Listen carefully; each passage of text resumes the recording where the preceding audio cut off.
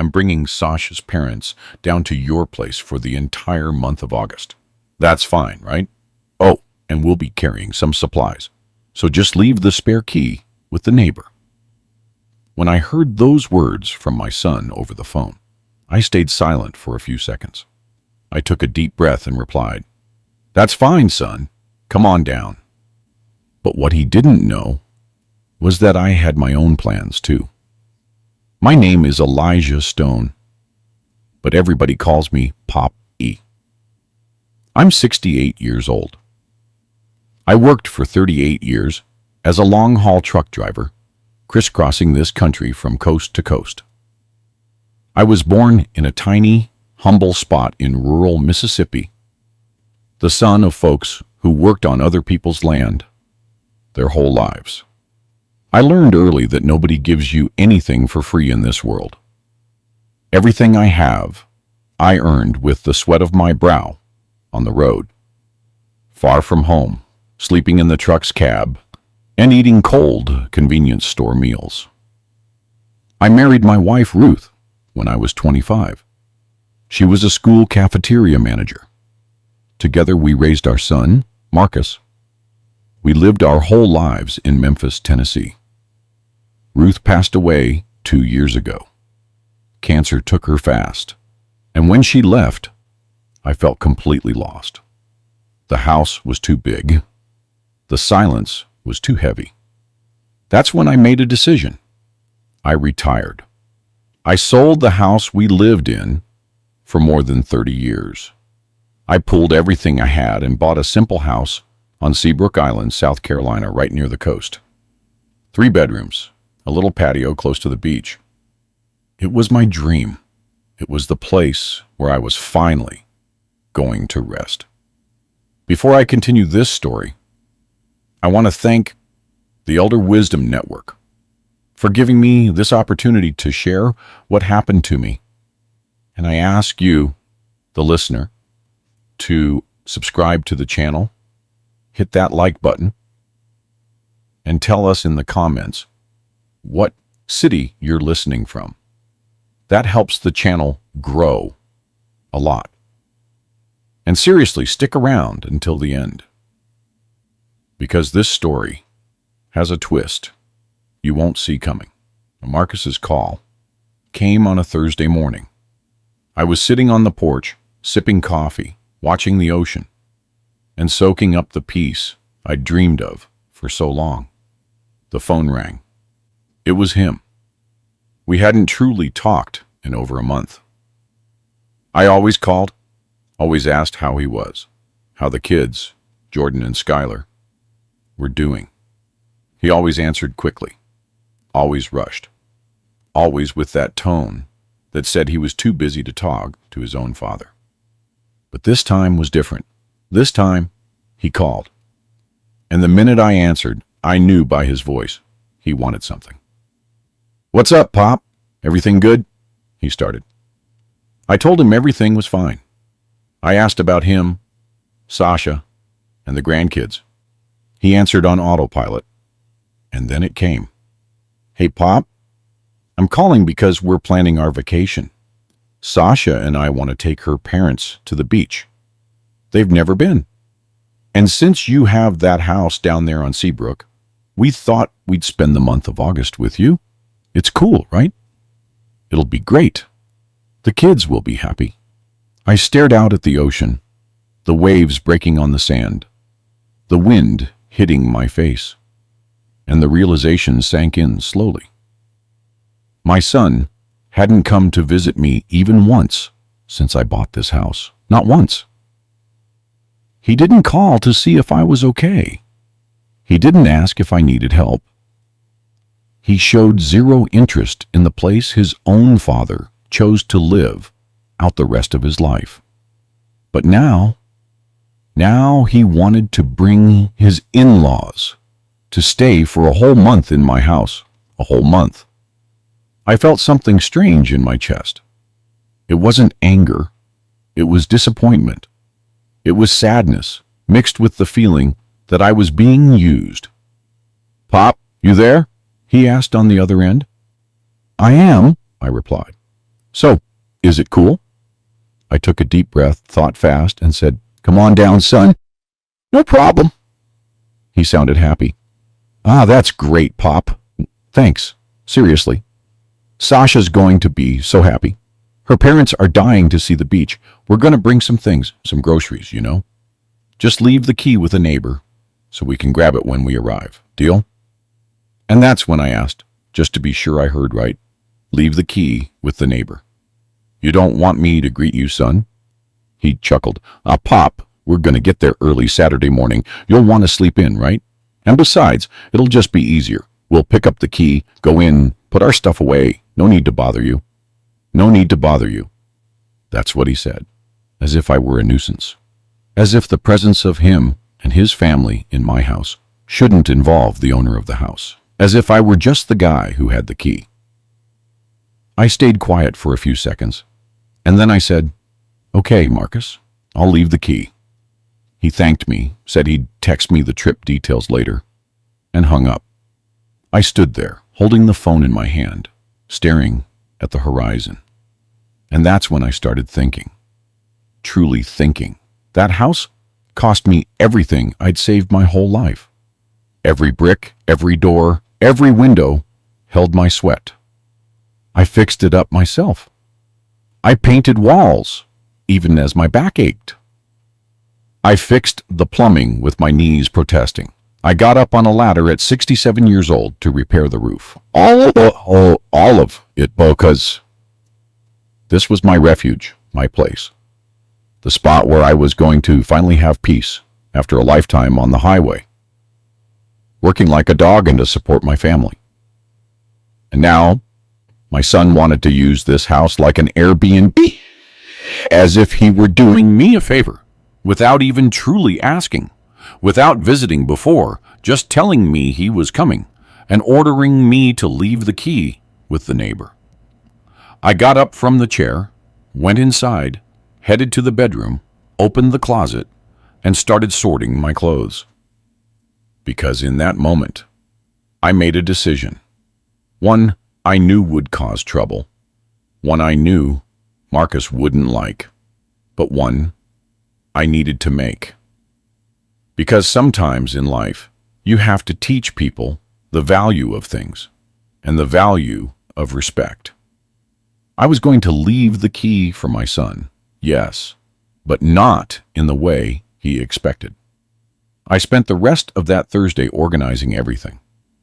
I packed my things, got my suitcase ready, and called a good friend of mine from Memphis, Anthony Tony Washington, a buddy I met back in my trucking days. He had a ranch up near Asheville, North Carolina. We always said I'd visit, but we never got around to it. I called him. "Tony, is that offer you made for me to spend a few days at the ranch still good?" He laughed on the other end. "Sure is, Poppy. When are you coming?" I replied, "Next week. I'll be there a good while. I need to disappear for a bit." He thought it was funny, but he accepted. We finalized all the details. On Friday, I spent the day preparing the house, but not in the way Marcus imagined.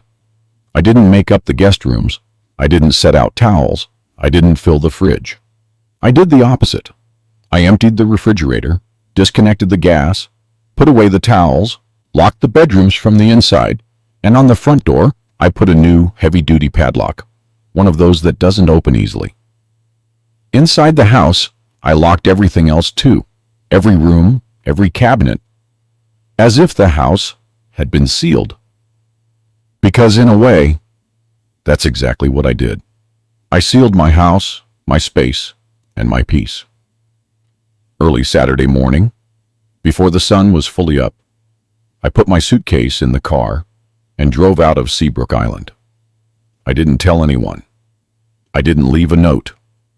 I didn't text Marcus. I just left. I hit the highway heading toward North Carolina. And as I drove, with the sun rising in the rearview mirror, I felt something I hadn't felt in a long time. I felt like I had done the right thing. I felt like, for the first time in forever, I had set a boundary. Because respect, my friend, is not something you beg for. It's something you earn. And sometimes it's something you have to teach. Around 10 o'clock that morning, when I was already hundreds of miles away, my cell phone started ringing. It was Marcus. I didn't answer. It rang again and again and again, message after message. I glanced at it from time to time, but I didn't respond. I just kept driving with a slight smile on my face, because now the surprise had been delivered. The cell phone wouldn't stop ringing. It vibrated on the passenger seat as I drove down the interstate, that road I knew by heart, which I'd traveled hundreds of times carrying cargo. But this time was different. This time I was free, without commitments, without obligations, and most importantly, without letting myself be used. I let the phone ring maybe 10 more times before picking it up just to see the messages. There were tons, all from Marcus. Pop, call me. Pop, I'm trying to reach you. Pop, we got here to Seabrook, and the house is locked up. What's going on? Call me ASAP. I read them all and didn't reply. I started driving again because in that moment, I wanted him to feel a little bit of what I felt when he treated me like a hotel. I wanted him to understand that there was a lack of respect, a lack of consideration, and a lack of a son's love. I stopped at a gas station near Knoxville, Tennessee. I filled the tank, bought a cup of coffee, and sat at a plastic table outside, watching the highway traffic. Big rigs passing, family cars coming and going, life moving on. And there I was, for the first time in a long time, feeling like I had taken control of my own life. The phone rang again. This time I answered. It was Marcus, and his voice was already frantic. Pop, where are you? We got here, and the whole house is locked up. There's a padlock on the door. What happened? I took a sip of coffee, breathed deep, and replied, with the calmest voice in the world. What happened is I went on a trip, son. Silence on the other end. I could hear his heavy breathing. I could feel the anger building. What do you mean, you went on a trip? We planned to spend our vacation there.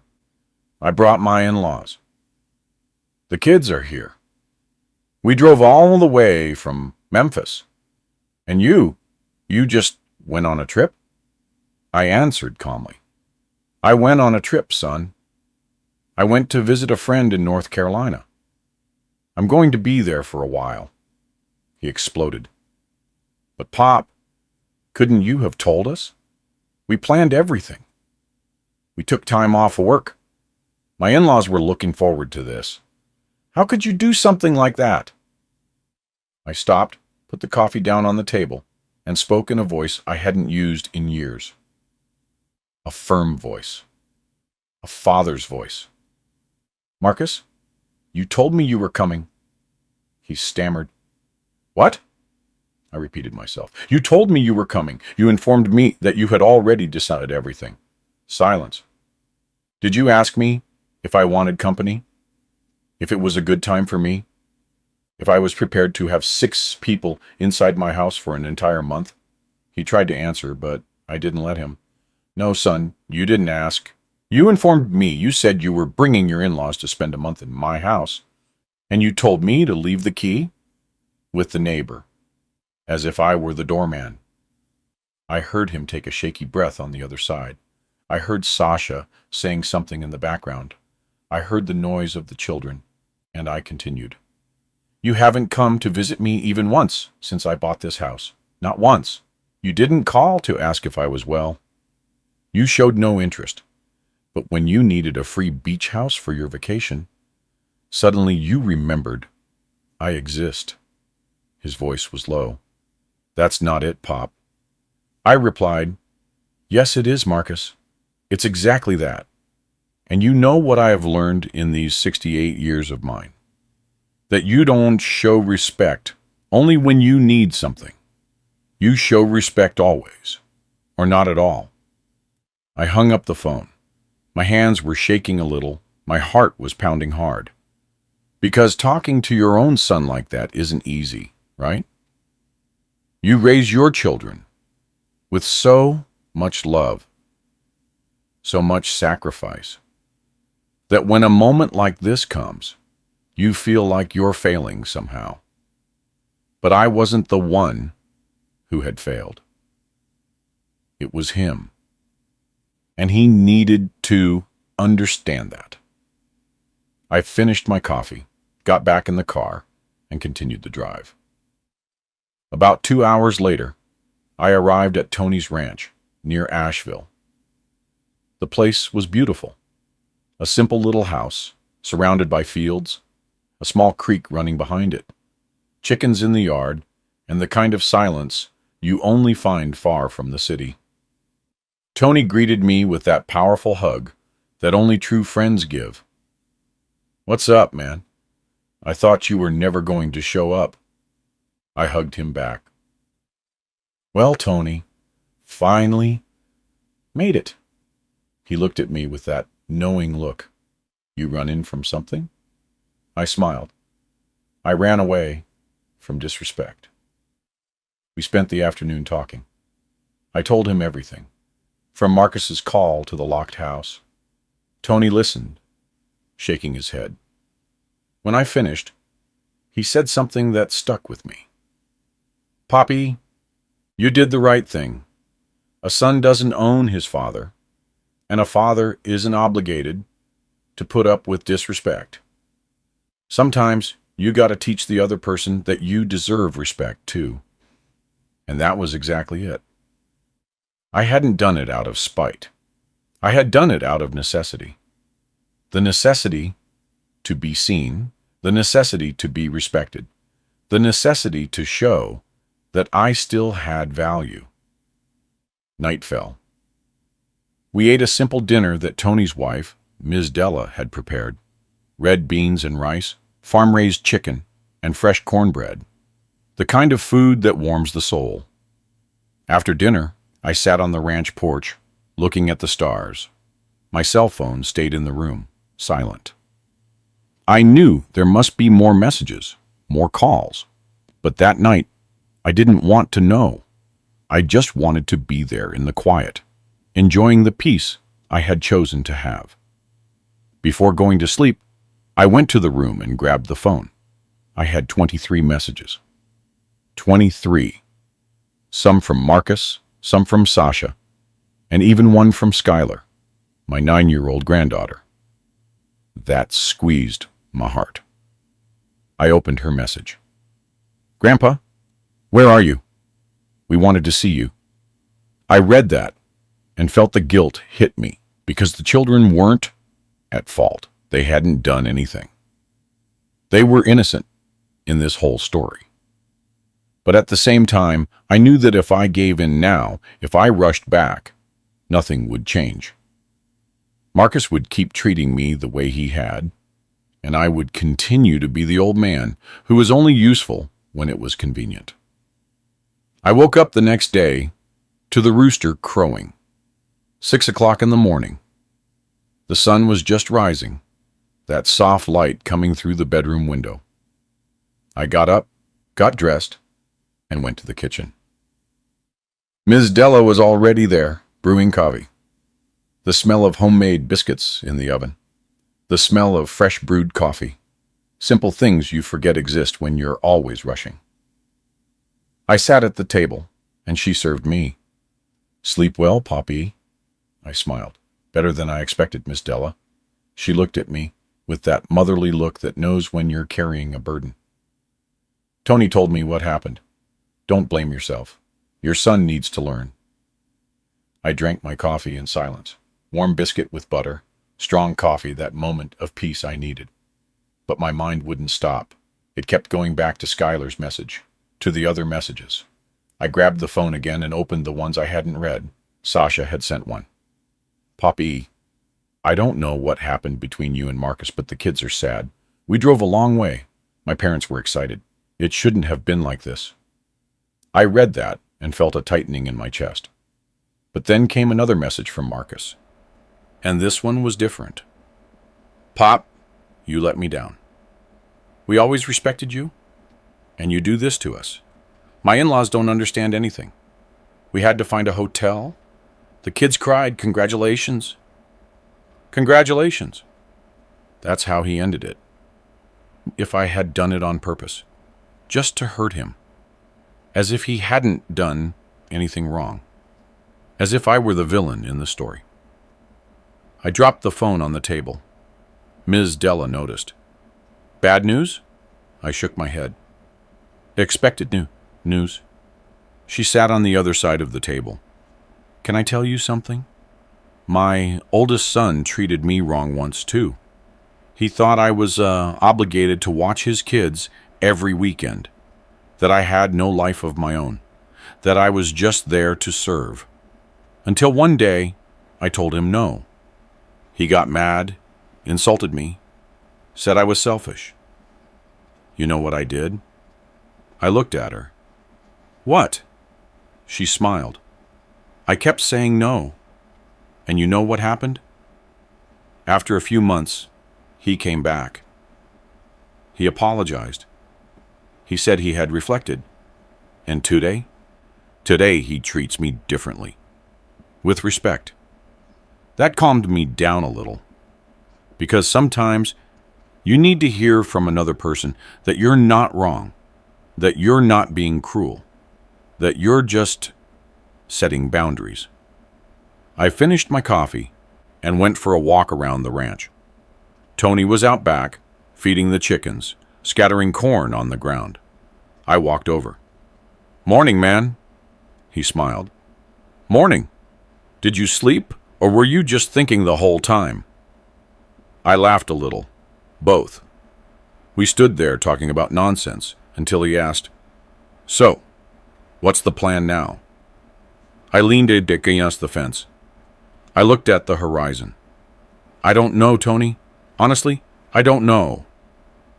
I spent the whole morning thinking about that. What was the plan? What did I want? How far was I going to take this? Because, look, I'm not a fighter. I never was. I always avoided conflict. I always tried to keep the peace. But there are times when peace costs too much. There are times when you need to make some noise. And this was one of those times. I remembered so many things. I remembered when Marcus was 15 and I spent 3 straight months on the road, taking long routes to save up money to buy him the computer he wanted. I remembered when he turned 18, and I worked on Sundays to pay for his high school graduation party. I remembered when he got married, and Ruth and I gave half the money we had saved to help with the down payment on their apartment. And I remembered when Ruth was sick, in the hospital in her final days, and Marcus only showed up twice, 2 times. He said he had an important project at work, that he couldn't take time off. His mother was dying, and he had an important project. I sat down under a tree there on the ranch. The sun was hot, the wind was moving the leaves, and I started to cry. I cried quietly. I cried for everything I had held back, for everything I had swallowed, for all the times I accepted crumbs of attention from my own son. Because the truth, the painful truth, is that this story about the beach house wasn't an isolated incident. It was just one more. One more on the list of times he had put me second. One more on the list of times he had used me. One more on the list of times I didn't have the courage to say anything. I stayed there for I don't know how long until I heard Tony arrive. He sat down beside me. He didn't say anything. He just stayed there. After a while, he spoke. It hurts, doesn't it? I nodded my head. It hurts bad. He continued. It hurts because you love. If you didn't love, it wouldn't hurt. But Poppy, love without respect, it won't last. It won't last. I looked at him. Do you think I'm wrong? He shook his head. You're not wrong. You're right to show him. But now you need to decide. Are you just going to scare him, or are you going to teach him for real? That question kept hammering in my head for the rest of the day. Teach him for real. What was teaching him for real? Was it going back and making peace? Was it staying away until he understood? Was it saying everything I was feeling? I didn't know. I only knew that I was tired. Tired of being convenient. Tired of being remembered only when I was useful. Tired of being treated as if I had no feelings. In the afternoon, the phone rang again. This time, it wasn't Marcus. It was Jordan, my 12-year-old grandson. I answered. Hello, Grandpa. His voice was low, a little shy. Hey, Jordan, how are you? He took a while to answer. Grandpa, Dad's mad at you. Mom is too. They don't want me to call you, but I wanted to know why you're not here. I closed my eyes, breathed deep, and told him the truth. Jordan, sometimes adults do things that hurt others, and when that happens, you need to stop and think. I didn't leave because I don't love you guys. I left because I deserve respect too. He stayed quiet. Then he asked, Are you coming back? I replied, I don't know, son. I don't know yet. I hung up and stared at the phone. This was affecting me more than I imagined, because it's one thing to have problems with your grown son, and another thing entirely to see the grandkids in the middle of it. They hadn't asked to be born into this family. They hadn't asked to be in this situation, but they were, and I was either part of the problem or part of the solution. I didn't know yet. Night came again. We ate dinner. I talked more with Tony and Ms. Della. They gave me support. They gave me refuge. They gave me peace. And that's exactly what made me realize something. I had true friends. People who took me in without an agenda. People who respected me without needing anything in return. And my own son wasn't doing that. Before bed, I typed out a message to Marcus. I didn't send it right away. I saved it in drafts, but I wrote it. Son, you called to inform me that you were going to spend a month in my house. You didn't ask. You didn't want to know if it was a good time. You didn't show interest in seeing me before. You just wanted to use the house. And when I didn't let you, you called me a disappointment. But the disappointment, Marcus, the disappointment is me because I raised a son who doesn't understand what respect is. I looked at the message, read it again, and hit send. After I sent that message, I lay down in bed and stared at the ceiling. My heart was racing. My hands were sweating because telling the truth hurts. Even when you're right, even when you're defending your own dignity, it hurts. It hurts because you know that on the other side is someone you love, someone you raised, someone who carries your blood. But sometimes you have to choose between being loved and being respected. And I had chosen to be respected. The phone stayed silent for a while. I thought Marcus wouldn't respond. I thought he would ignore it, stay angry, or block me. But then, around midnight, the phone lit up. A message from him. I picked it up, shaking a little, opened it, and what he had written knocked the wind out of me. Pop, you've always been like this. Always stubborn. Always had to be right. Mom was the one who put up with you. I can't take it anymore. Stay there with your arrogance. Stay alone. Because that's what you want, isn't it? To be alone. I read that 3 times. Always been like this. Stubborn. Arrogance. And worst of all, Mom was the one who put up with you. I sat up in bed, my breathing heavy, because that wasn't just anger. It was malice. It was wanting to hurt on purpose. It was throwing Ruth's absence in my face, as if she had endured me instead of loved me, as if her marriage to me had been a burden. And in that moment, I wanted to call, to scream at him, to tell him everything I was feeling. But I didn't. Because if the road taught me anything, it's this. When you're angry, you say foolish things, you hurt people, you destroy things.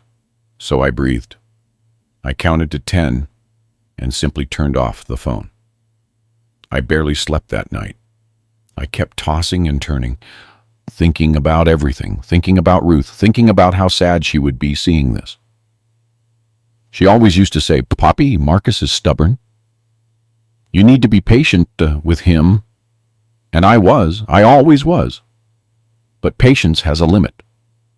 Understanding has a limit. Everything has a limit. And mine had been crossed a long time ago. When morning came, I got up exhausted and went to the kitchen. Ms. Della was there again. She looked at me and immediately knew. "Bad night?" I sat at the table. "Terrible." She poured me coffee and served me a biscuit, then stayed there, waiting for me to talk. I told her about the message, about what Marcus had said about Ruth. When I finished, she shook her head. "That wasn't your son talking. That was his anger. That was his bruised pride." I looked at her. "But it hurt just the same." Ms. Della. She nodded. "I know. And it's going to hurt more before it gets better. But you need to stay firm. Because if you go back now, if you apologize for something you didn't do, it'll be worse. It will teach him that he can disrespect you without consequence." I spent that entire Sunday in silence. Tony invited me to go fishing in the creek that ran behind the ranch. I accepted. We sat there on the water's edge, with our rods in our hands, barely talking, just enjoying the silence. And it was good. It was good because it reminded me that I didn't need much to be happy. I didn't need a big house. I didn't need recognition. I didn't even need a perfect family. I just needed peace and respect. Around 4 in the afternoon, we returned with a few perch we'd caught. Ms. Della fried them up deliciously with lemon. We ate on the porch, watching the sun set. And in that moment, I had a strange feeling. I felt a real, deep nostalgia for Ruth, the kind that squeezes your chest and makes you want to cry. Because if she were alive, none of this would have happened. She was the bridge between Marcus and me. She was the one who translated my silence, who explained my tough ways, who made Marcus understand me. And without her, we didn't even know how to talk to each other.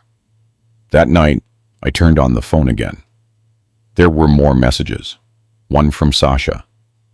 "Poppy, I don't want to get involved in your fight with Marcus, but the children are asking why their grandfather doesn't want to see them. I don't know what to tell them anymore." That squeezed my heart because she was right. The kids were innocent. But at the same time, I couldn't pretend everything was fine just for them. I had to resolve this with their father first. I responded to Sasha. "Tell the children that their grandfather loves them. But there are things adults need to resolve first. And this has nothing to do with them." Then came another message from Marcus. "Pop, we're leaving tomorrow. The vacation didn't work out. My in-laws were disappointed. The kids were too. I hope you're happy. I read it and didn't respond because there was nothing to respond to. He was still playing the victim. He was still blaming me.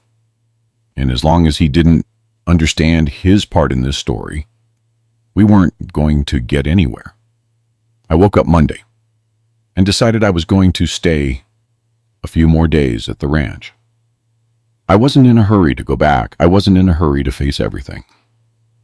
I needed time. Time to think, time to reorganize myself. Time to decide what I was going to do next. But one thing was clear. Marcus and I were no longer father and son, not in the way we should be.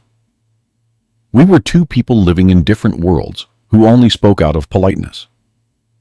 I helped Tony on the ranch. I fixed fences, painted gates, and dug flower beds. Hard work that tires the body but calms the mind. And it was good. It was good to put my hands to work again, to feel that I was still useful, that I could still do things. Because getting old isn't just about your body changing. It's about your mind, too. You start to feel disposable, useless, a burden. And I didn't want to feel that way. I didn't want Marcus to make me feel that way. Late that afternoon, I sat with Tony on the porch. He lit a hand-rolled cigarette. I just watched the horizon until he asked, "Have you thought about what you're going to do?" I breathed deep. "I don't know, Tony. Part of me wants to call Marcus, ask him to talk. Another part wants to let him come looking for me, because I'm tired of always being the one who chases." He took a drag, let the smoke out slowly, and said, "You know what the problem is, Poppy? You spend your whole life teaching your children to be strong, independent, not to need you. And when they grow up and really don't need you anymore, you feel lost because your whole identity was built on being dad. And then the question comes up, who am I without being his father?" That hit me because it was true. I had spent 42 years being Marcus's father, being the provider, the protector, the problem solver. And now I was just Elijah, the retired guy, the widower, the old man with the beach house. And that was scary. It was scary because I didn't know who that Elijah was without the weight of being dad. We stayed there talking until night fell. And when I went to sleep, for the first time in days, I was able to rest more peacefully because I had understood something. What was happening wasn't just about the beach house. It wasn't just about respect. It was about identity. It was about Marcus needing to learn that I wasn't just his dad. I was a person with desires, with boundaries, with dignity. And it was about me needing to learn that being a father didn't mean accepting just anything. It also meant knowing how to say no. On Tuesday morning, the phone rang. Unknown number. I answered hesitantly. "Hello?" On the other end, an older woman's voice. "Poppy?" I replied that it was. "This is Lord's Winston, Marcus's mother-in-law, Sasha's mother." My body tensed up. What did she want? Why was she calling me? She continued. "Look, I know this isn't my business, but I needed to talk to you because I saw everything that happened. And I wanted you to know that I understand." I stayed silent. She went on. "You didn't do anything wrong. Marcus was the one who was disrespectful. My husband and I didn't know what to say when we got there and saw the house locked up. But later, when Sasha told me how the call went, how Marcus informed you instead of asking, I understood. And I told my husband, her father's right. I couldn't believe what I was hearing. My son's mother-in-law defending me. I thanked her. She said one more thing before hanging up. You didn't deserve to be treated like that, and I hope Marcus realizes that before it's too late. I hung up the phone, and for the first time in days, I smiled. That call from Mrs. Winston changed something inside me. I can't quite explain what, but it changed. Because until that moment, I had been feeling alone. I was feeling like everyone was on Marcus's side. Like I was the stubborn old man, the foolish old man who didn't understand anything. And then a person who barely knew me, who was my son's mother-in-law, comes along and tells me, "You're right." That was priceless. That was worth more than any forced apology. I told Tony and Miss Della about the call. They were as surprised as I was.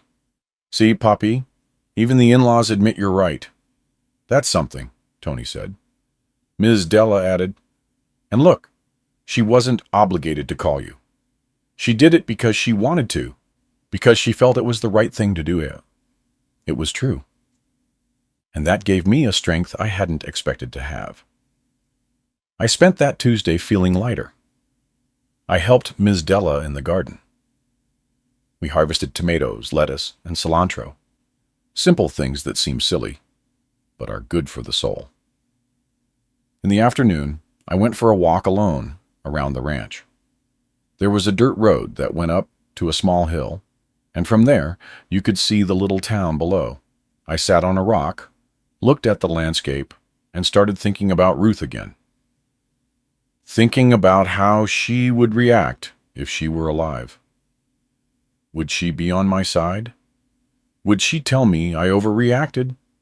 Or would she understand? I remembered a time years ago when Marcus was in his 20s. He had borrowed money. He said he would pay it back the next month. Ruth and I scraped together what we could and lent it to him. A month passed, then 2, then 3, and no sign of repayment. We never even charged him interest, because he was our son, right? But then his birthday came around, and he threw a party. He spent money on drinks, food, and decorations. And we were struggling because we had lent him the money. Ruth was sad. I remember her telling me, "Poppy, we need to teach Marcus that money doesn't grow on trees. He needs to have more responsibility." But I defended the boy. I said he was young, that he was still learning, and Ruth accepted it, because she always accepted. Now sitting on that hill, looking at nothing, I realized something. Ruth had been right all along. She saw the things I didn't want to see. She noticed Marcus's flaws that I ignored, and I didn't listen to her. I spent my life defending him, covering for him, always making excuses. And then Ruth died, and Marcus stayed the same. Only now she wasn't there to smooth things over. She wasn't there to be the bridge, and everything burst open all at once. I returned to the ranch as night was falling. Tony was building a campfire in the yard. "Come here, Poppy. Tonight, we're doing a little barbecue." I sat on a log near the fire, the smoke rising, the heat warming my face. And we stayed there, talking about life, about the years that had passed, about how the world had changed. It was a good night. One of those you keep in your memory. Before going to sleep, I decided to turn on the phone again. There was a message from Skylar, my granddaughter. "Grandpa, Dad said we're not going to your house anymore. Is it true? You don't love us anymore?" My heart squeezed, because that's what Marcus was doing. He was using the children. He was putting them in the middle. He was making them think I didn't love them anymore. I responded right away. "Skylar, your grandpa loves you more than anything in this world. What happened is between your dad and me. It has nothing to do with you. When everything is settled, we're going to see each other. You can be sure of that." Then came another message, this time from Jordan. Grandpa, did you fight with Dad because of the house? I sighed. I replied, Jordan, it wasn't just about the house. It was about respect. You'll understand someday. He sent a heart emoji. And that made me feel that at least the kids still loved me. They still saw me as their grandfather, and not the villain their father was trying to paint. On Wednesday morning, I woke up with my mind made up. I was going back to Seabrook Island, not because I was giving up, not because I was scared, but because I couldn't keep running forever. That was my house, my place, and I wasn't going to let Marcus take that from me. I told Tony. He understood. You're going back to do what? I thought for a moment. I'm going back to live my life. If Marcus wants to talk, we'll talk. If he doesn't, that's his problem. Tony smiled. Now you got it. Now you're on the right track. I packed my things. I thanked Miss Della for the hospitality, for the food, for the kindness. I hugged Tony tight. Thanks, man. You saved me. He patted my back. We saved each other, Poppy. I just gave you a place to find yourself. I got in the car, started the engine, and hit the road back home. The drive was calm. I thought about everything that had happened, everything that had changed in just a few days. I had left Seabrook Island feeling used, disrespected, and invisible. And now I was returning feeling firm, secure, and certain of my worth, because I had learned something important. I didn't need my son's approval to know I had value. I already had value. I always did. And if he couldn't see it, that was his problem, not mine. I arrived at Seabrook Island late that afternoon. The town was quiet as usual. Empty beach, cloudy sky. I parked the car in front of the house. I looked at the door, with the padlock I had put on myself, and for the first time, I didn't feel guilty. I felt pride in having had the courage to stand up for myself. I took the key out of my pocket, opened the padlock, and went inside. The house was exactly as I had left it, silent, clean, intact. I opened the windows, let the air in, and started putting everything back in order. I ran a load of laundry, plugged in the fridge, went to the supermarket to buy some groceries. And little by little, I went back to my routine, back to my peace. That night, I sat on the porch, watching the ocean, the sound of the waves, the wind on my face. That smell of salt I loved so much. And I thought, this is why I bought this house, to have peace. And nobody was going to take that from me. I grabbed the phone, checked the messages. There was a new one from Sasha. Poppy, Marcus isn't doing well. He won't talk about what happened. He just stays quiet and moody. I think he's regretful, but he doesn't know how to say it. I just wanted you to know that. I read the message and didn't respond because it wasn't the moment. If Marcus was regretful, he needed to come talk to me. He needed to apologize. He needed to acknowledge his mistake. I wasn't going to make things easy. Not this time. Because respect is earned, and he still had a long way to go. I settled into my routine for a few days. Morning walks on the beach, chats with the neighbors, playing dominoes at the community center, sunsets on the porch. That simple life I had dreamed of having. And you know what I realized? I didn't need a lot to be happy. I didn't need visitors all the time. I didn't need constant attention. I just needed peace and respect. On Saturday, a week after I returned, I was at the fish market buying fish when I ran into Mr. Charles, a neighbor who lived 3 houses down. "What's up, Poppy? You disappeared on us." I smiled. "I went to visit a friend." He leaned in, looking a little embarrassed.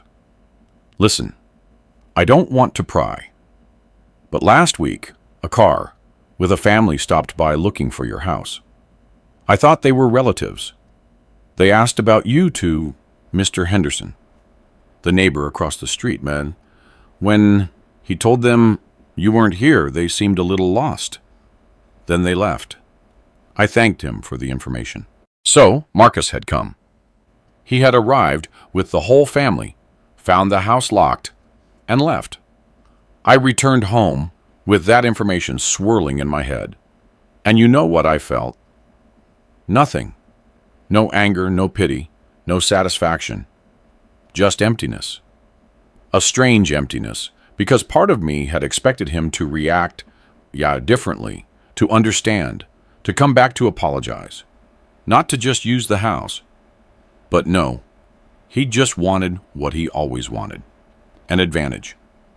That night, I sat on the porch again, but this time with a different feeling. A feeling that something had changed forever. And it had changed because a rift had opened between Marcus and me, and I didn't know if it could be fixed. A week passed, then 2, and nothing. No message from Marcus, no call, nothing. It was as if we had agreed on a silence, a heavy silence, the kind that hurts more than any fight. Because at least in a fight, you're communicating. In silence, you're just giving up. I kept up my routine. Walks, fish market, beach, neighbors. But there was something different now. There was a weight, an emptiness. Because no matter how hard I tried to convince myself that everything was fine, that I had done the right thing, it still hurt. It hurt to know that my son had turned his back on me. It hurt to think that maybe we would never have a real relationship again. And it hurt, above all, to think that my grandchildren would grow up distant from me. One Thursday afternoon, I was on the porch when a lady walked by with a little boy about 5 years old. The boy had a toy car in his hand, and he was showing it to his grandmother, all excited. "Look, Grandma, look how fast it goes." And she, so patient, knelt down, looked at it, and acted impressed. I watched that and felt a pang in my chest. Because I wanted to have that with my grandchildren. I wanted them to come show me their toys. I wanted to hear them call me Grandpa. I wanted to be a part of their lives. But because of their father's pride, because of his stubbornness, it was being taken away from me. I went inside the house, sat on the sofa, and for the first time since everything started, I thought about giving in. I thought about calling Marcus and saying, "Son, let's forget this. Come here, bring the kids, let's talk." But then I remembered his message. I remembered the part about Mom was the one who put up with you. I remembered the disrespect, and the urge left me because giving in wouldn't solve anything. It would just teach him that he could treat me badly every time, and I would eventually accept it. On Saturday, I went to the community center to play dominoes with the fellas. There was Mr. Armando, Ms. Cleo, Osvaldo, and Paul. People my age, retirees who gathered there every weekend. We played, we talked to, we laughed, and it was good. It was simple, and it was sincere. In the middle of the game, Armando asked, "So, Papi, when's your son coming to visit you?" The table went quiet. Everyone knew it was a sensitive topic. I breathed deep. "I don't know, Armando. I don't know if he's coming." He realized he had hit a nerve. "I'm sorry. I didn't mean to." I shook my head. "It's fine. were a little distant right now. Ms. Cleo, a lady in her 70s, a widow too, looked at me with a knowing look. Kids are complicated, aren't they, Poppy? You raise them thinking they'll be grateful. And sometimes... She didn't finish the sentence. She didn't have to. Everyone there knew. Everyone there had a story about ungrateful children, distant children, children who only called when they needed something. It was sad, but it was real. I returned home that afternoon with an even heavier weight, because seeing that I wasn't alone, that there were other seniors going through the same thing, didn't comfort me. It saddened me more. It saddened me because it showed that this was common, that people get old this way, alone, forgotten, only remembered when it's convenient. And I didn't want to accept that. I didn't want to become a statistic. Early Sunday morning, the phone rang. Unknown number again. I answered. Hello? On the other end, the voice of Mr. Winston, Sasha's father and Lord's husband. Poppy, good morning. This is Ernest. We met briefly that day in Seabrook. I replied that I remembered him. He continued. Look, I know this isn't my business, but Lord's asked me to call you. Marcus is being very stubborn. He doesn't want to talk to you. He doesn't want to apologize. And we're seeing how much this is affecting the kids, Sasha, and you too. I stayed quiet. He went on.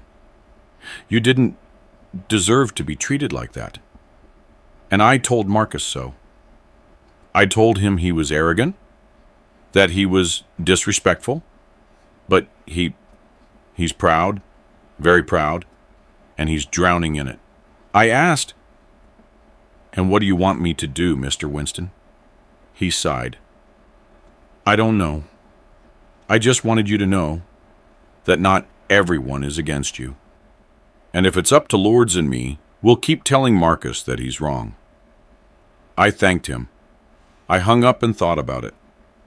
My son's father-in-law calling me to support me. That was so unusual. It almost seemed like a joke, but it was true. And that showed me something. The problem wasn't me, it was Marcus. He was the one who had to change. He was the one who had to grow up. He was the one who had to learn. I spent that Sunday reflecting on everything. And Monday came. I was in the kitchen making coffee when I heard the front gate squeak. I looked through the window. It was Skylar, my granddaughter, all alone, with a small backpack on her back. My heart leaped. I ran out. I opened the door. Skylar, what are you doing here? She looked at me, with those big eyes full of tears. Grandpa, I ran away from home. I took the bus by myself. I wanted to see you. I couldn't believe what I was hearing. I looked out at the street, searching for adults, searching for someone. But there was no one. Just her, a 9-year-old girl who had taken the bus alone, traveling from Memphis to Seabrook Island. Over 600 miles alone. My God. I knelt down to her height, grabbed her shoulders. Skylar, does your mom know you're here? She shook her head. No, nobody knows. I left early this morning. I said I was going to my friend's house, but I came here. Tears started falling. Grandpa, why don't you love us anymore? My heart broke. I hugged her tight and whispered in her ear, That's not true, Skylar. I love you. I love you so much. She sobbed. Then why won't you come home? Why can't we go to your house anymore? I took a deep breath. I held back the tears that were coming, because in that moment, I realized the extent of the damage this fight had caused. It wasn't just between Marcus and me. It was affecting everyone, especially the children. I took her inside. I gave her water. I sat with her on the sofa and explained in the simplest words I could. Skylar, what happened is not your fault or Jordan's fault. It's something between your dad and me, and we're going to fix it. But that doesn't mean I don't love you. She looked at me. But Grandpa, Dad said you're selfish, that you only think about yourself. That cut me deep. It cut me to the core because Marcus was turning his own children against me. He was poisoning them. I grabbed the phone and called Marcus. No answer. I called again. Again. No answer. On the fourth try, he picked up. His voice was dry. What? Marcus, Skylar is here. Taichum is on the other end. What do you mean she's there? I replied. She took the bus alone. She came to visit me. You didn't even know your daughter had left the house. I heard him shouting on the other side. I heard Sasha in the background, hysterical. I heard Jordan asking what was going on. And in the middle of all that confusion, Marcus yelled at me, "Are you crazy for letting her come alone?" I exploded. Am I crazy? She came because she misses her grandpa, because you're putting it in her head that I don't love her anymore. You're destroying everything, Marcus. Everything. He yelled back. I didn't let her come. She ran away because they're poisoning her, because they're putting it in her head that her grandpa doesn't love her anymore. I hung up in his face because there was nothing more to say. Not in that moment. My hands were shaking. My heart was pounding so hard, I felt like it would jump out of my chest. I sat down on a kitchen chair, breathing deep, trying to calm down. Skylar was in the living room, scared by all the arguing. I went over to her, knelt down to her height again. I'm sorry, sweetie. I'm sorry for yelling. It wasn't at you. She hugged me tight. Grandpa, I don't want you and Dad to fight. I stroked her hair. Me neither, my love. Me neither. I made her a sandwich. Ham and cheese, orange juice, simple things. She sat on the sofa, knitting slowly. Quiet. I stayed there watching her, thinking. How did a 9-year-old girl have the courage to do something like that? To take the bus alone? Travel hundreds of miles? Come all the way here? It could only be desperation. The desperation of a girl who felt she was losing her grandfather. While she ate, the phone wouldn't stop ringing. Marcus. Sasha. Marcus again. Sasha again. I didn't answer until a landline number called. I answered. It was Sasha crying. Pop E, please, how is she? I answered calmly. She's fine, she's eating, she's safe, she sobbed. I was hysterical. I thought something had happened to her. That someone had taken her. I understood her desperation. Sasha, breathe. She's here with me. Nothing is going to happen to her. She took a deep breath, trying to calm down. Marcus wants to come get her right now. I looked at Skylar. It's fine. Tell them to come. I hung up and looked at my granddaughter. She had stopped eating. She looked at me fearfully. Grandpa, are they going to yell at me? I knelt down to her height. No, Skylar. They'll be worried. They'll be upset. But they won't yell at you because they love you. And when you love someone, you're scared to lose them. She nodded, but she still looked uncertain. Are you going to fight with Dad when he gets here? I thought about the answer. No, we've fought enough. Now it's time to talk. I spent the next 3 hours waiting. Skylar stayed on the sofa watching cartoons on TV. I stayed on the porch looking at the gate, my heart racing, because I knew that when Marcus arrived, it was going to be difficult. It was going to be tense. But at the same time, it was the opportunity for us to finally talk truthfully. Without messages. Without the phone. Face to face. Around 3 o'clock that afternoon, a car stopped in front of the house. It was him. He got out quickly. Sasha too. Jordan came with them. Marcus didn't even look at me. He headed straight for the door. I opened it before he could knock. Skylar got up from the sofa and ran into her mother's arms. Sasha hugged her, crying. "My God, Skylar, are you okay? Don't ever do that again." Skylar was crying too. "I'm sorry, Mommy. I'm sorry." Marcus stood in the middle of the living room, staring at me fixedly. I just stood there too. Neither of us said anything until Jordan broke the silence. "Hi, Grandpa." His voice was low, shy. I looked at him, opened my arms, and he came. He came running and hugged me. I squeezed him tight, and it was in that moment that I realized how much I had missed him. That smell of a child, that sincere hug, that pure love that only a grandchild knows how to give. Sasha stood up with Skylar in her arms. She looked at me. "Thank you for taking care of her, Pop E." I nodded my head. "She's my granddaughter. I'll always take care of her." She understood. She looked at Marcus.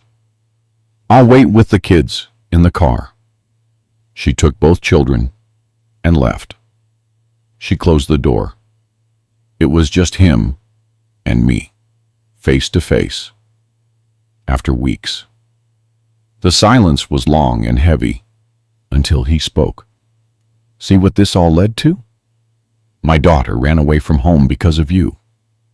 I breathed deep. "I'm not going to get into that, Marcus. She didn't run away because of me. She ran away because she misses her grandpa. Because you put it in her head that I don't love her anymore." He clenched his fists. "And that's not true. You disappeared. You locked the house. You turned your back on us." I took a step forward. "No, I set a boundary. There's a difference." He let out a sarcastic laugh. "Boundary? You call that a boundary? You humiliated me, Pop, in front of my family, in front of my in-laws." I looked him in the eye. "And did you respect me when you called to inform me that you were bringing people to spend a month here? When you ordered me to leave the key with the neighbor, as if I were the doorman? Did you respect me?" He looked away. He didn't answer. I continued. "You never came to visit me, Marcus. Not once since I bought this house. Not one time. But when you needed a free beach house, that's when you remembered I exist." He countered, "I work, Pop. I have a family. I have responsibilities." I shook my head. "And I didn't have them? Do you think it was easy raising you? Do you think it was easy being away from home, driving that truck just to put food on the table? But I did it. I did it because it was my duty. It was my love. And you can't even make one visit." He stayed quiet. I saw his jaw tremble. I saw his eyes well up. And for the first time in a long time, I saw him for who he was. The little boy I used to hold in my arms. The boy who was afraid to sleep alone. The boy I loved more than anything. But that boy had grown up. He had become a man I no longer recognized. "Pop," he started, his voice breaking. I know I messed up. I know I disrespected you, but I didn't expect this from you. I didn't expect you to make me feel so small." I looked at him. "I didn't make you feel small, Marcus. You made yourself feel that way because you knew you were wrong. And instead of owning up to it, instead of apologizing, you attacked me. You accused me. You used your mother's memory against me." He wiped his tears with the back of his hand. "I shouldn't have said that. It was low." "It was," I agreed. "But it's what you felt. And that tells me a lot about how you see me." He shook his head. That's not true. I was just angry, ashamed, scared. I looked at him, surprised. Scared of what? He took a deep breath, sat on the sofa, put his hands over his face, and began to speak. Scared of admitting that I am just like what I always criticized. You know how many times I felt like you paid attention to other things and not me? How many times you'd come home from a trip and go straight to sleep? How many times I wanted to talk to you and you were too tired? I promised myself that when I had kids, I would be different. I would be present. And then I realize I'm doing the same thing, only with you. I abandon you. I ignore you. I use you when it's convenient. And when you showed me that, when you locked that house, I had to face the truth. I'm a terrible son. I stood there, processing that, because I didn't expect it. I didn't expect him to admit it. I didn't expect him to open up like that. I sat down next to him. Marcus, I know I wasn't the perfect father. I know I failed in many things, but everything I did was out of love. It was to give you what I didn't have. And if you felt a lack of attention, if you felt I wasn't present, I apologize. Truly. He looked at me, his eyes red. And I apologize, Pop, for the disrespect, for the arrogance, for using you, for making you feel like you don't matter. Because you do matter. You matter a lot. His voice broke. I don't know how to fix this. I put my hand on his shoulder. You fix it by starting over, with honesty, with respect, and most of all, with presence. He nodded. He wiped his face, and for the first time in a long time, we hugged. A real hug, one that hurt, but also healed. When we separated, he looked around. This is a nice house, Pop. I should have come to see it sooner. I should have visited you. I smiled. There's still time. The door is always open, but next time, you ask first. He let out a tired laugh. Deal. We went out to the porch. We sat down, watched the ocean, and stayed there in silence. A different kind of silence. A light silence of peace, of a new beginning, until he spoke. The kids want to spend a weekend here, can they? I looked at him. Sure, but just the kids. He smiled.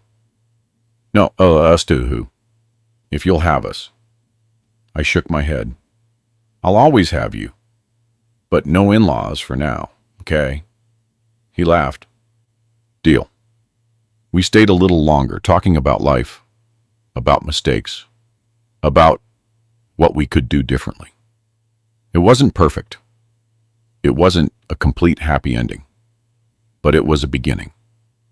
And sometimes that's all you need. A beginning. They left at the end of that afternoon. Before leaving, Marcus hugged me again. It wasn't that quick, obligatory, protocol hug. It was a genuine embrace, one that felt like it had real feeling behind it. The children hugged me too. Skylar didn't want to let go. Grandpa, promise we'll come back. I held her face. I promise. And next time, you don't have to run away to come see me. Okay? She smiled. That little girl's smile that makes everything worthwhile.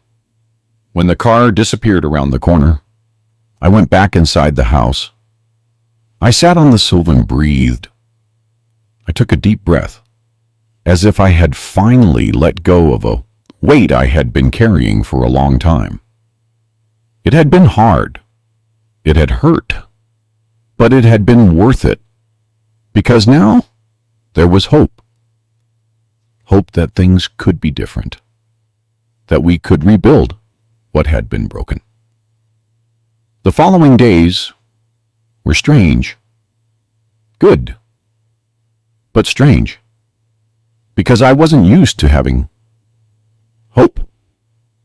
I was used to accepting that Marcus was just distant and busy. But now he was sending texts. He was asking how I was. He was sending pictures of the kids. Simple things, but they made a difference. And I responded. I didn't hold on to resentment. I didn't wait for him to always take the first step. We were both trying. That a Friday, he called me. Pop, we were thinking of coming down Saturday, just for the day. Is that all right? I felt my heart warm.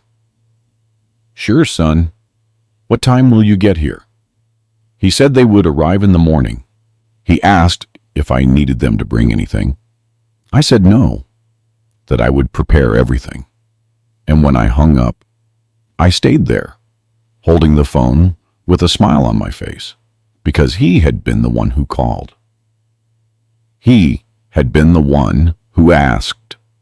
He had been the one who showed interest. And that meant so much. I woke up early Saturday. I went to the market. I bought steaks, salad greens, and sodas for the kids. I bought those cookies that Skylar likes.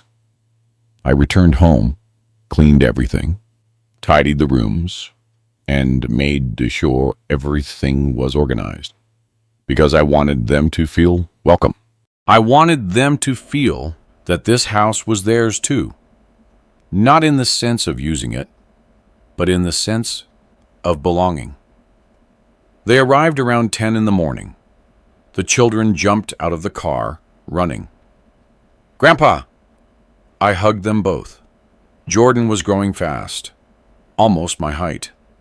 Skylar, still small, was full of energy. Marcus and Sasha came behind, carrying a few bags. We brought some things, Sasha said. I thanked them. We went inside. It was a good day. We sat on the porch. We talked. We laughed. The kids went to play on the beach. Marcus and I stayed there, drinking coffee, watching them from afar, and he said, Pop, I thought a lot this week about everything that happened, and I realized one thing. I never thanked you. I never gave you credit for everything you did for me, for college, for the car, for the support. I always thought it was an obligation, but it wasn't. It was love. I looked at him. Son, a father doesn't do things expecting thanks. He does them because he wants to, because he loves. He shook his head. I know, but still, thank you. Really. I got emotional. I didn't expect that. I didn't expect him to acknowledge it. I put my hand on his shoulder. You're welcome, Marcus, and thank you too for coming back, for giving us a chance to fix this. He smiled that crooked, half-shy smile he'd had since he was a kid. And in that moment, I saw the boy he used to be again. Only now, I also saw the man he had become, and it was okay because he was trying. And that's what mattered. We had a barbecue at noon, me on the grill, Marcus helping me, the kids running around the yard, Sasha setting the table. It looked like a real family. One of those you see on TV and think only exists there. But it was happening at my house, with my family, and it was real. In the afternoon, after eating, we sat on the porch again. We had ice cream. The kids talked about school, about their friends. Jordan said he wanted to learn to fish. I promised him we would next time. Skylar asked if she could sleep over one night. I looked at Marcus. He looked at Sasha. They nodded. You can, but only when you come for the whole weekend. Skylar got excited. Really? We're going to spend the whole weekend here, Marcus confirmed. Yeah, if Grandpa lets us. I looked at him. I'll always let you. They left late that afternoon. And this time was different. I didn't have that feeling of emptiness. I didn't have that loneliness that always came when someone left, because I knew they would return. I knew this wasn't the end. It was the beginning of something new, something better. The following days, we kept talking. He sent messages, I responded. We coordinated things. We made plans, and little by little, we got closer again. It wasn't like before, because before wasn't healthy, but it was different. It was more genuine, more respectful, and more present. And today, when I look back at everything that happened, from that call from Marcus until now, I understand something. I didn't lock that house out of revenge. I didn't lock it out of anger. I locked it because I needed to. I needed to respect myself. I needed to show that I still had worth, that I wasn't just the old man with the beach house. I was Elijah Stone, a man who worked his whole life, who raised a son who lost his wife, who started over, and who deserved to be treated with dignity. Many people judged me when they heard the story. They said I was cruel, that I used the children, that I overreacted. And maybe I did overreact. Maybe there was another way to resolve it. But in that moment, with the pain I felt, with the disrespect I received, that was the only way I found to make myself heard. And it worked. Not in the way I expected, not in the easiest way, but it worked. Marcus changed. He didn't become a different person. He didn't become the perfect son I always dreamed of having. But he became a present son. A son who calls, who visits, who asks, who cares. And that is already more than I had. It's more than a lot of people have. Because there are fathers out there who died without ever hearing an apology from their child. There are fathers who died alone, forgotten, waiting for a visit that never came. And I had the opportunity to fix things, to rebuild, to start over. And I thank God for that every day. The beach house is still my peace, my refuge, my place. But now it's also a place for good memories, for children's laughter, for family barbecues, for conversations on the porch. It became what I always wanted it to be. A home, not just mine, but for the whole family. Because in the end, you don't build a house to live in alone. You build it to share, but to share with respect, with love, and with truth. I miss Ruth every day. I look at that photo Marcus gave me, and I see her smile, and I imagine what she would say about all of this. I think she'd say, "Poppy, you took your time, but you learned." Because she always said that I was stubborn, that I took a long time to learn things, but that when I learned for real. And she was right. It took me 68 years to understand that I deserved respect too. That I also had the right to say no. That I could set boundaries. But I learned. And I taught. I taught my son, my grandchildren, and who knows, maybe whoever is listening to me now. Because if there is one message I want to leave, it's this. Respect is not something you ask for. It's something you demand. Not with violence, not with malice, but with firmness and with dignity. And if you don't respect yourself, no one else will respect you. If you accept crumbs, crumbs are all you'll get. And you deserve more. You deserve to be heard. You deserve to be seen. You deserve to be loved. For real. Not just when it's convenient. Getting old isn't easy. You lose strength, you lose speed, you lose people. But you cannot lose your dignity. You cannot let them treat you as disposable, as a burden, as a nuisance. Because you still have value. You still have a history. You still have love to give.